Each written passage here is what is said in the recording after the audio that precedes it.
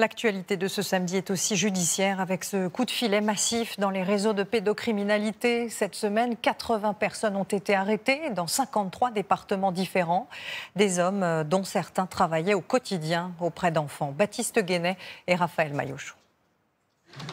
Ils avaient en leur possession des dizaines de milliers de photos, de vidéos. Cette semaine, policiers et gendarmes ont réalisé un vaste coup de filet dans les réseaux pédocriminels. 80 hommes ont été interpellés. Tous ont reconnu les faits qui leur sont reprochés.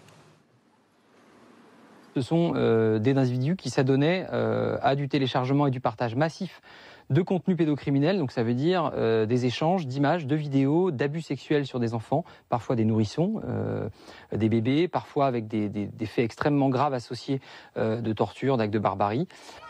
Parmi les profils les plus inquiétants, un professeur des écoles déjà condamné pour agression sexuelle sur une ancienne élève.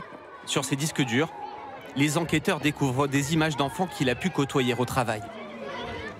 Un ambulancier soupçonné d'avoir agressé sexuellement de jeunes patients endormis alors qu'il les transportait. Ou encore un surveillant dans un foyer d'enfants handicapés. Déjà condamné pour agression sexuelle sur mineurs, il avait changé d'identité pour contourner l'interdiction de travailler au contact d'enfants. Cette vague d'interpellations a été réalisée simultanément dans 53 départements français. Bien sûr que ça touche tout le territoire français et ça touche tous les milieux, toutes les catégories sociales et toutes les catégories professionnelles.